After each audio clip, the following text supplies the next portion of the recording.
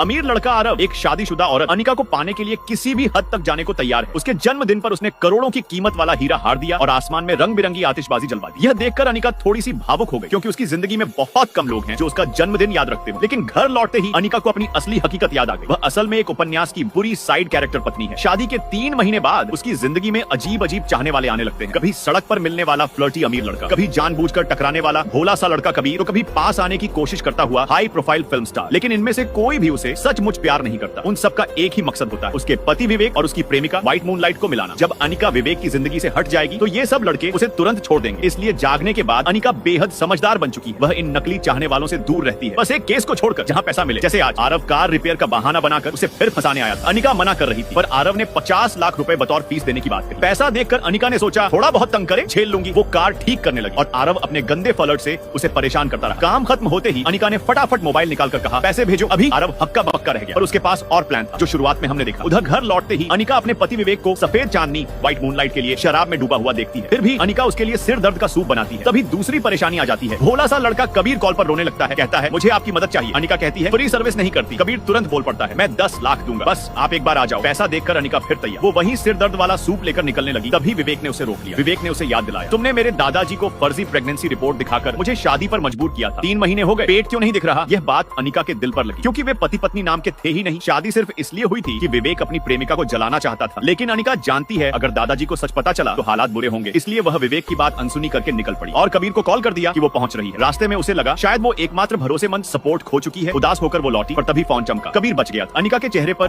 खुशी लौट आई। अगले दिन अनिका ऑफिस से निकली ही थी कि आरव रास्ता रोककर खड़ा हो गया। मैं छोड़ दूं घर तक। उसने बहुत अदब के साथ कार का फ्रंट सीट का दरवाजा खोला, पर अनिका सीधे पीछे बैठ गई। ड्राइवर की तरह सिर्फ छोड़ देना। रास्ते में आरव चुपके से उसका चाबी का की चेन चुरा लेता है और एक बदसूरत सी की चेन उसे देकर कहता है ये मैंने खुद बनाया और शर्त रखता है अगर तुम कल मेरे साथ डिनर करोगी तो तुम्हारी चाबी वापस। अनिका बिना पलटे चली जाती है। पर अगले दिन आरव मैसेज कर देता है टेबल बुक हो चुकी है। अनिका सोच चलो साफ साफ मना ही कर दूं। तभी कबीर ऑफिस गेट पर आ धमकता है। वो भी चाहता है कि अनिका उसे बर्थडे डिनर दे। अनिका उसकी बनाई बदसूरत स्कार्फ लेती है और उसे भी उसी होटल पर भेज देती है। अब वो टाइम मैनेजमेंट की महारानी बनकर एक सा होटल, 2 कमरे, 2 मर्द, दोनों को अलग अलग झेलने लगती है। डिनर के बाद दोनों लड़के बाहर खड़े इंतजार करते हैं कौन उसे घर छोड़ेगा। आरव अपनी स्कार्फ पहनकर अकड़ में खड़ा है। मेरी गर्लफ्रेंड ने दी है, उससे क्या पता वो स्कार्फ कबीर ने दी थी। कबीर के हाथ में वही की चेन है जो आरव ने दी थी, लेकिन दोनों लड़के पहचान ही नहीं पाते। उसी समय दोनों को अनिका का मैसेज मिलता है मुझे अपने पति के साथ जाना है, मुझसे दूर रहो। आरव तो ठगा सा रह जाता है, लेकिन कबीर भागकर अनिका को रोक लेता है। वो कहता है मुझे पता है तुम्हारा पति है, पर 3 लोगों की जिंदगी यूं नहीं चलती। ये तुम्हारे लिए भी सही नहीं है। अनिका दी और कहानी आगे बढ़ती है।